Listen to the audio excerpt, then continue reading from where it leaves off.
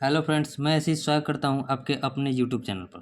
Friends, जैसा कि आप सभी को पता होगा कि इसमें हम रोजगार विद अंकित सर के ऐप में पूछे गए मॉक टेस्ट का सलूशन करते हैं। आज जो है, आज संडे है, 2 जुलाई है। इसमें जो दिल्ली पुलिस कांस्टेबल का जो मॉक आया है उसे आज हम सॉल्व करेंगे। वीकली मॉक है, संडे के संडे जो आता है मॉक, उसमें हम मैथ के क्वेश्चन को देखेंगे। ठीक है, इसमें हम बहुत दिल्ली पुलिस के और सभी मॉक को सॉल्व कर दिया है। इससे पहले वाला भी, और मतलब सारे मॉक को, सारे वीकली मॉक को इसका सॉल्व कर रहे हैं। और आज हम जो है, जो लेटेस्ट आया है 2 जुलाई 2023, यानी कि आज ही के दिन आया है, इस मॉक को सॉल्व करेंगे। और एक बात और आपको बताते हैं, हमने देखिए, हमने जो ये अंकित सर का जो कंप्लीट अर्थमेटिक का बुक आया है, उससे भी सॉल्व करना स्टार्ट कर दिया है। ठीक है, ये कंप्लीट अर्थमेटिक है उनका, अंकित सर और राहुल तेवतिया सर का जो है बुक, इसे सॉल्व करेंगे। आज से इसका भी हम स्टार्ट कर दिए हैं परसेंटेज का, तो इसे भी आप ज़रूर देखिएगा। ठीक है, देखिए, पहले परसेंटेज चैप्टर उसमें हम बनाएंगे और टाइप वाइज सॉल्व करेंगे। तो आज जो है दिल्ली पुलिस कांस्टेबल का 2 जुलाई का जो मॉक है, इसमें 15 सवाल जो मैथ के होते हैं, वो सारे 15 सवाल को देखेंगे। किस तरह वहाँ टाइम बचाया जाए और मैथ में किस तरह अपना अच्छा स्कोर किया जाए एग्जाम आते आते। 1 सितंबर से आपका फॉर्म भराएगा। तो चलिए अब टेस्ट स्टार्ट करते हैं। क्वांटिटेटिव एप्टीट्यूड सेक्शन चुन लेते हैं। इसमें केवल मैथ को हम सॉल्व कराते हैं। अगर आपको रीजनिंग में भी प्रॉब्लम आता होगा तो उसका क्वेश्चन अगर आप कमेंट कीजिएगा तो उसको भी सॉल्व करा देंगे। ठीक है, तो देखिए, क्वेश्चन नंबर पहला क्या है हमारा। क्वेश्चन है कि दो संख्याओं का योगफल दिया है 14। ठीक है, दो संख्याओं का योगफल दिया है 14, एक्स प्लस वाई मानी संख्या है, इसका योगफल दिया है 14। ठीक है, और उन संख्याओं के बीच का अंतर यानी कि एक्स माइनस वाई बराबर दे दिया है 4। तो दोनों संख्याओं का गुणनफल बताना है। तो पहले दोनों संख्या, मान लीजिए एक्स निकालना होता है, तो ये दोनों को जोड़कर 2 से भाग देते हैं। 14 प्लस 4 बटे में 2, यानी कि 14 4 18 प्लस 2 18 बटे 2 यानी कि 9। तो वाई बराबर कितना हो जाएगा, दोनों का अंतर में 2 से भाग देंगे, यानी कि 14 में 4 गया 10 बटे 2, यानी कि वाई बराबर आ गया 5। तो हमें एक्स इंटू वाई का वैल्यू पूछ रहा है, तो 9 इंटू 5 कर देंगे, कितना हो जाएगा, 9 5 45। 45 यानी कि ऑप्शन कौन सा, ऑप्शन डी। उम्मीद करता है आपको समझ में आया होगा।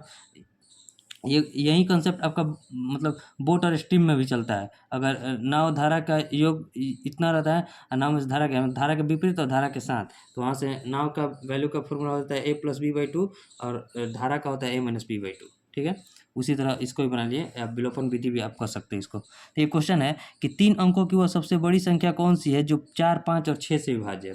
क्वेश्चन नंबर सेकंड में है 4 5 और 6 से विभाज्य 3 अंकों की सबसे बड़ी संख्या। तो 4 5 और 6 का हम एलसीएम ले लेंगे, जो कि हमारी ऐसी संख्या होगी जो तीनों से विभाज्य होगी। तो 4 5 6 का एलसीएम कितना हो जाएगा, 6 5 30, 30 दूनी 60, यानी कि 60 जो है सबसे कट जाएगा। ठीक है, अब देखिए, 60 से जो है 3 अंकों की सबसे बड़ी संख्या कौन सी होती है, 9 9 9। अगर 60 से विभाजित है तो ये सबसे विभाजित होगी। तो देखिए, 60 एकम 60। ठीक है, अब कितना बचा, 9 3, और फिर 9 उतर गया, तो 60 छके कितना होता है, 360। ठीक है, 360, तो 9 3, यानी कि अगर हम 39 को इसमें से हटा लेंगे तो 3 अंकों की ऐसी बड़ी संख्या हो जाएगी जो तीनों से विभाजित हो जाएगी। तो 9 9 9 में से अगर हम 39 को हटाएं तो कितना बचा, 0 6 9, यानी कि 960 ऐसी संख्या है जो 3 अंकों की सबसे बड़ी संख्या भी है और 4 5 6 से विभाजित भी है। तो 960 कौन सा ऑप्शन, ऑप्शन ए। अब देखिए नेक्स्ट क्वेश्चन, क्वेश्चन नंबर 3। देखिए, क्वेश्चन है कि संख्या दिया है। ठीक है, संख्या कौन कौन सी है, 34.95। ठीक है, अब देखिए, तीनों को जोड़ना है तो ऐसे ही लिख लेंगे, जैसे जिस प्रकार हम बचपन में जोड़ करते थे, अगर वैसे कीजिएगा दशमलव है तो गुला मतलब गलती नहीं होगा। अब देखिए, इसको क्या लिखेंगे, 240.016 लिख सकते हैं। अब देखिए, इसको क्या लिखिए, 23.98। अब बस जोड़ दीजिए, तो 6 8 और 1 9 और 5 14। ठीक है, हाथ में लगा 1, यानी कि 10 और 9 19, हाथ में लगा 1, तो 5 और 3 8। ठीक है, 4 3 7 और 2 9 और 2 298.946 हो जाएगा, जो हमारा आंसर हो जाएगा, ऑप्शन सी। अगर आपको बैकग्राउंड में कुछ मतलब आवाज़ आ रही होगी तो उसे इग्नोर कीजिएगा, क्योंकि अगल बगल में काम चल रहा है। ठीक है, अब देखिए नेक्स्ट क्वेश्चन, क्वेश्चन नंबर 4।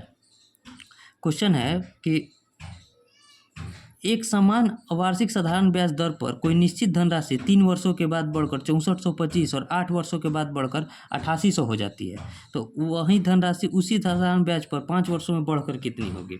देखिए, 8 वर्ष में बढ़कर कितनी धनराशि हुई है, 8800। ठीक है, और 3 वर्ष में बढ़कर कितनी धनराशि हो गई है, तो 3 वर्ष में बढ़कर हो गई है कितना, 6425 रुपया।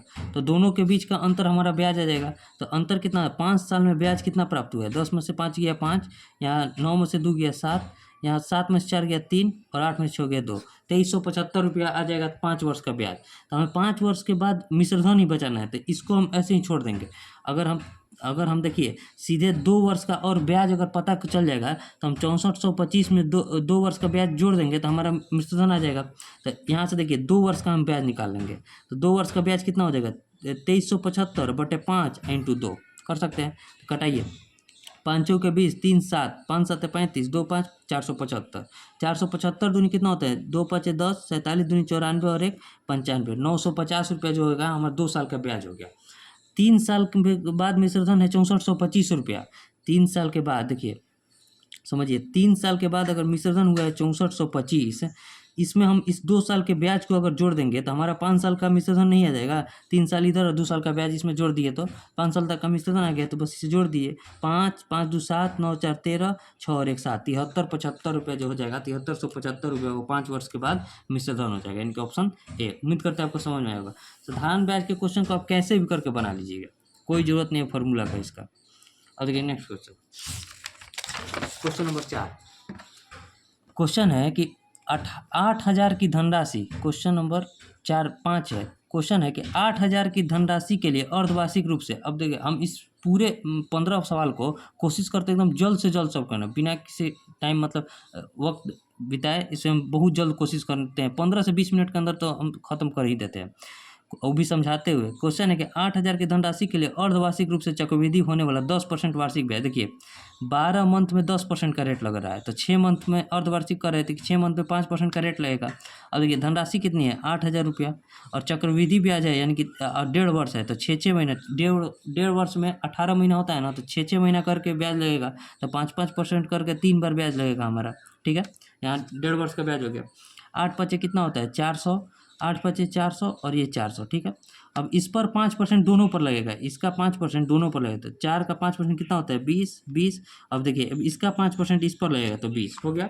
अब देखिए अब इसका 5% एक बचा है, तो देखिए ये इसका है 5% और ये दोनों का है 5%, और 20 का 5% कितना होता है 1। अब बस जोड़ दीजिए, वही हमारा ब्याज हो गया 4 3 1200, 1260 और 1 1261, 1261 रुपया जो हो जाएगा हमारा ब्याज हो जाएगा। CI 1261 कौन सा ऑप्शन है, ऑप्शन ए। उम्मीद करते हैं आपको समझ में आया होगा। अरे नेक्स्ट क्वेश्चन देखिए, क्वेश्चन नंबर, आज बहुत इजी प्रश्न है। Question number 6। क्वेश्चन है कि 18 ग्राम को 4.5 kg का कितना परसेंट है। 4.5 kg को भी हम बदल देंगे ग्राम में, तो 4500 लिख सकते हैं ना। 4.5 kg को प्रतिशत में बदलने के लिए 100 से गुना कर देंगे।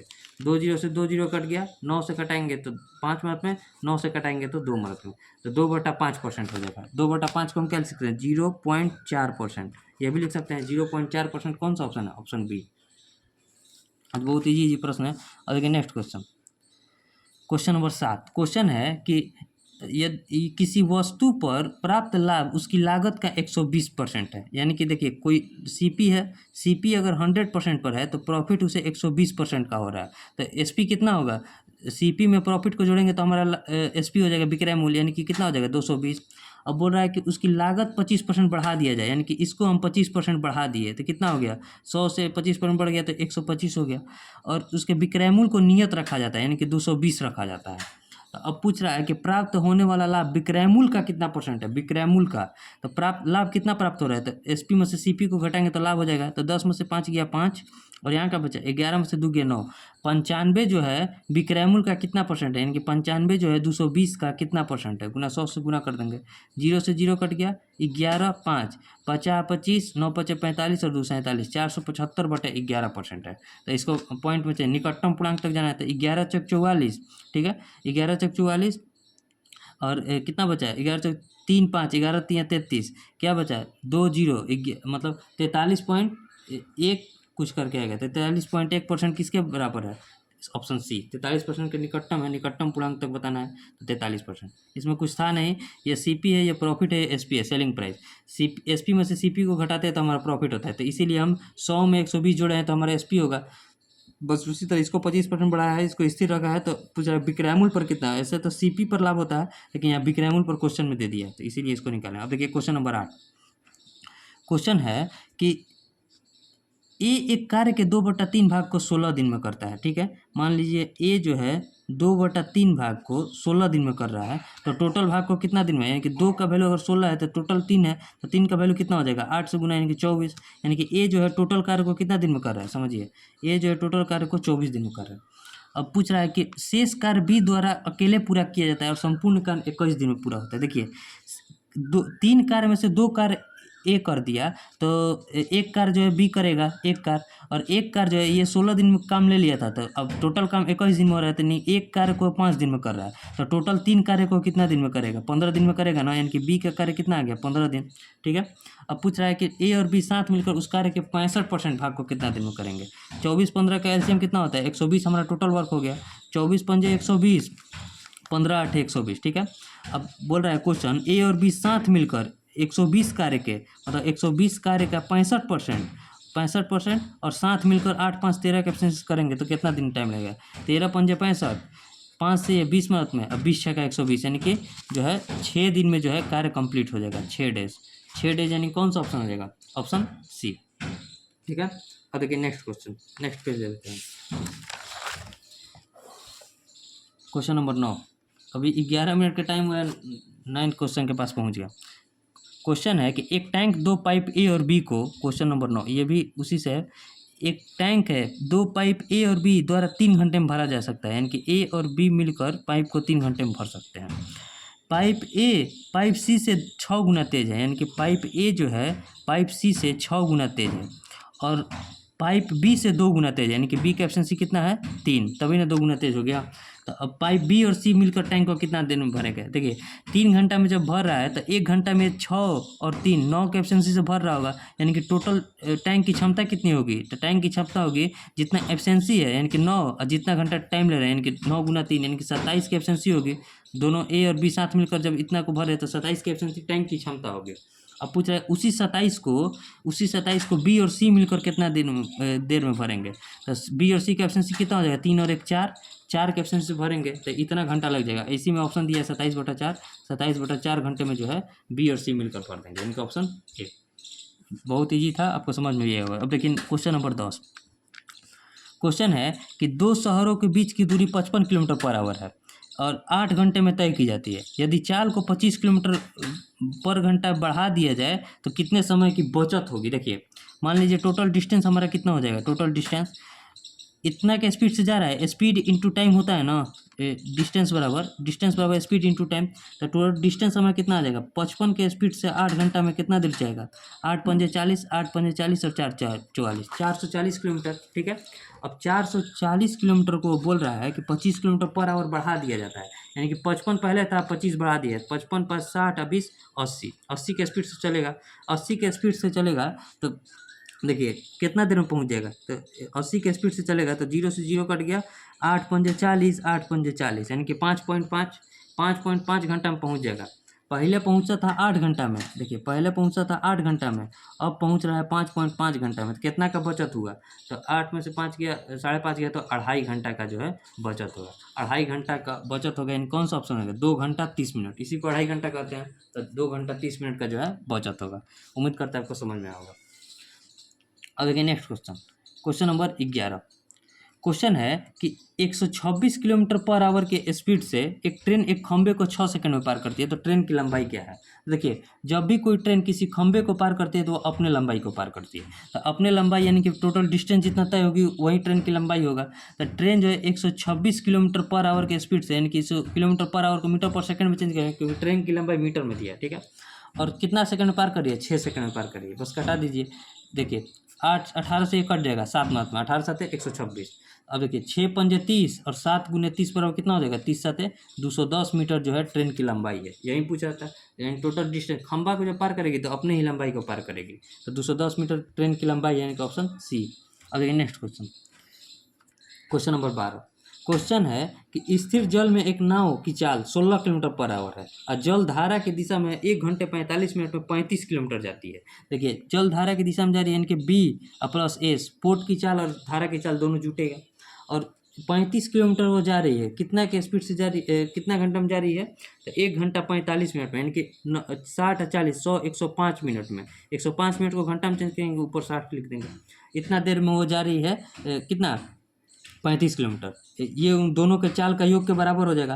और देखिए 35 दिया 105 और 3 से इसको कटाएंगे तो 20, यानी कि बी प्लस एस बराबर दे दिया 20। यहाँ से बी का वैल्यू दिया है कितना, बी का वैल्यू दिया है 16, तो एस का वैल्यू कितना हो जाएगा 20 माइनस 16 बराबर 4 किलोमीटर पर आवर जो है हमारा धारा की चाल हो जाएगा। 4 किलोमीटर पर आवर में कौन सा ऑप्शन, ऑप्शन सी। और देखिए नेक्स्ट क्वेश्चन, अब आखिरी के 3 सवाल बचे हैं। क्वेश्चन है क्वेश्चन नंबर 13। क्वेश्चन क्या है कि देखिए यहाँ बनाते हैं क्वेश्चन नंबर 13। क्वेश्चन है कि यदि 4648 की धनराशि 3 भागों में इस प्रकार बांटी जाती है कि पहले भाग का 4 गुना, दूसरे भाग के मान लीजिए दूसरे भाग के 5 गुना और तीसरे भाग के 7 गुना बराबर है। मान लीजिए पहला भाग हमारा ए है, इसका 4 गुना, ठीक है, और दूसरा भाग बी है, उसका 5 गुना, और तीसरा भाग सी है, इसका 7 गुना आपस में बराबर है। तो ए बी और सी का रेशियो क्या हो जाएगा, 4 पंजे 20 7 140, हम एलसीएम ले लिए तो 4 से कटेगा तो 35 मिनट में, 35 चौके 140, 5 से कटेगा तो 28 5 140, और 7 से कटेगा तो 20 7 140, ठीक है। अब पूछ रहा है कि दूसरे और तीसरे भाग के बीच का अंतर, दूसरा और तीसरे भाग के बीच का अंतर कितना है 8, और टोटल का योग कितना है, टोटल का योग 35 और 20 कितना होता है, 35 20 55, 55 और 8 63 और 20 83, ठीक है, 83, और 83 का वैल्यू कितना दिया था 4648। बस इसी को कटाकर आंसर लाना है। देखिए 83 से देखते हैं कट रहा है कि नहीं। 83 में अगर हम 4648 से भाग देंगे, 4648 से, तो 83 पंजे कितना होता है 80 पचे 400, अब 3 पचे 15, 14 में से 5 गया 9, यहाँ क्या बचा 5 में से 1 गया 4 और ये कट गया 498। अब देखिए इकाई हम 6 रख कर देखते हैं, 6 3 18, 6 चौके 24 और 1 सॉरी 8 48 और 1 49 कट गया, यानी कि 56 से पूरा कट जाएगा। 8 में 56 से गुना करेंगे 8 6 48, 8 5 40 और 4 44, 448 जो हो जाएगा दूसरी और तीसरी संख्या के बीच का अंतर हो जाएगा 448, यानी कि ऑप्शन ए, 448 यानी कि ऑप्शन ए। अब देखिए नेक्स्ट क्वेश्चन, आखिरी के 2 सवाल को भी देख लेते हैं। क्वेश्चन है, क्वेश्चन क्या है कि क्वेश्चन नंबर 14। क्वेश्चन दिया है कि एक पुस्तकालय हर रविवार, देखिए पुस्तकालय के बारे में दिया है, एक पुस्तकालय में हर रविवार के औसतन 502 और हर शनिवार को औसतन 475 और सप्ताह के अन्य दिनों में औसतन 340 पर्यटक आते हैं। रविवार को शुरू होने वाले 30 दिनों के एक महीने में प्रतिदिन आने वाले पर्यटकों की संख्या बताना। देखिए रविवार से शुरू हो रहा है कोई दिन, तो रविवार से सब शुरू होगा तो 5 ठो रविवार आएगा उसमें, और 5 ठो शनिवार आएगा, और बाकी सब 4 आएंगे, 7 चौक 28 और ये दोनों 5 5 आएगा, यानी कि 5 5 10 और कितना बचा 20 दिन और बचा। अब देखिए इसका औसतन कितना दिया है 502, और रविवार से जब भी स्टार्ट होगा कैलेंडर देखिएगा उसमें 5 रविवार आएगा 5 शनिवार, क्योंकि अगर 28 दिन के में सब 4 बार आ जाएंगे और 2 एक्स्ट्रा आएगा तो 2 एक्स्ट्रा शुरुआत वाले दिन ही ना आएंगे, और 5 शनिवार है, मान लीजिए संडे है और ये सैटरडे है, और इसमें सैटरडे कितना दिया है 475, और टोटल का और कितना दिया है 340, ठीक है। अब इसी का औसतन बताना है, तो हम संख्या को हम कटा भी सकते हैं, यानी कि कितना हो जाएगा 1 1 और 4 भी लिख सकते हैं। अब देखिए 502 में 1 से गुणा करेंगे तो कितना हो जाएगा 502, 475 में 1 से गुणा करेंगे तो 475, और 340 में 4 से गुणा कीजिए 0, 4 चौके 16 की 6 और 4 3 12 और 1 13, 1360। और देखिए 5 2 7, 7 6 13, 6 4 10 3 13, 1 2 2337 आ जाएगा टोटल का योग। तो योग में हम संख्या से भाग देंगे तो हमारा औसत निकल जाएगा, तो 4 1 5 और 1 6 से भाग दे देंगे, तो 6 3 18, 5 3 8 6 48, 6 7 सॉरी 6 3 18, ठीक है, 18 3 हाँ 5 3 8 6 48, 5 7 9 6 54, 3 0 6 5 30, 389.5 जो हो जाएगा उनका औसतन। औसतन क्या दिया है पुस्तकालय में, औसतन व्यक्ति आते हैं 389.5, 30 दिनों में इतना औसतन व्यक्ति आते हैं। संख्या को हम अनुपात में लिख सकते हैं, बस इसको ध्यान रखिएगा। अब ये क्वेश्चन नंबर 15, क्वेश्चन नंबर 15 है, यहाँ आपको दिख नहीं रहा, जब टेस्ट दीजिएगा तो वहाँ दिखेगा। क्वेश्चन है कि यदि 44 सेंटीमीटर क्यूब सोना से 1 मिमी व्यास वाला तार बनाया जाता है तो उस तार की लंबाई बताना है। देखिए जब भी कोई तार बनाया जाता है तो बेलन के आकार का हो जाएगा, यानी कि इसमें दिया है πr² बराबर दे दिया है 44 सेंटीमीटर क्यूब। तो जब 44 सेंटीमीटर क्यूब है तो इसको में दिया है, तो इसको भी हम सेंटीमीटर में बदलेंगे, तो इसको क्या लिखेंगे आप ध्यान रखिएगा। यहाँ लिखते हैं 1 सेंटीमीटर बराबर कितना होता है 10 mm, ठीक है, 1 सेंटीमीटर बराबर 10 mm होता है। अब देखिए 22/7 इसको लिख सकते हैं। आर है तो आर जब व्यास ये डी बराबर 1 दिया है तो आर बराबर d/2 यानी कि 1/2 हो जाएगा। 1/2 का स्क्वायर, ठीक है। तो 1/2 की जगह 1/20 का स्क्वायर हम लिख सकते हैं ना, क्योंकि जब से को सेंटीमीटर में चेंज करेंगे तो 1/10 लिखेंगे, यानी कि 1/20 लिख सकते हैं। 1/20 का स्क्वायर इंटू एच बराबर 44, ठीक है। अब देखिए 22 से ये कटेगा तो 2, और एच बराबर कितना हो जाएगा, एच बराबर हमारा हो जाएगा 20 400, 400 दूनी 800, ठीक है। 800 इंटू 7, एच बराबर कितना आ गया, 8 7 5600, 5600 आ गया। अब पूछ रहा है कि इसे मीटर में बताना है। जब ये सेंटीमीटर में है, इसको मीटर में चेंज करने के लिए हम 100 से भाग देंगे ना। जब मीटर सेंटीमीटर को मीटर में चेंज करने के लिए 100 से भाग देंगे, यानी कितना मीटर हो जाएगा, 56 मीटर जो हो जाएगा हमारा आंसर हो जाएगा। इतना लंबाई का हम तार बना सकते हैं। 56 मीटर यानी कौन सा ऑप्शन, ऑप्शन बी। हमारा 15 क्वेश्चन बन गया। अब इसे हम सबमिट कर देते हैं। देखिए 20 मिनट हो रहा है, 15 क्वेश्चन बन गया, सबमिट, ठीक है। Please wait, view result. यहाँ देखिए अभी तक 4573 बच्चों ने दे दिया, जिसमें रैंक है 3738। 15 बनाए थे क्वेश्चन केवल मैथ और 15 करेक्ट है, ठीक है। उम्मीद करते हैं आपको समझ में आया होगा। अगर समझ में आएगा तो इसे शेयर जरूर कीजिएगा। और हम जो है कंप्लीट अर्थमेटिक का जो बुक सॉल्यूशन कराएंगे उसे भी जरूर देखिएगा, उससे भी आपको बहुत हेल्प होगा। आज हम परसेंटेज का चैप्टर उसमें कराएंगे। जो न्यू बुक आया है अंकित सर का, राहुल सर का, उसमें उस बुक को ही सॉल्व करेंगे, ठीक है। तो उम्मीद करते हैं आपको वीडियो समझ में आया होगा। अगर अच्छा लगा तो इसे शेयर जरूर कीजिएगा। मिलेंगे नेक्स्ट वीडियो में, तब तक के लिए जय हिंद।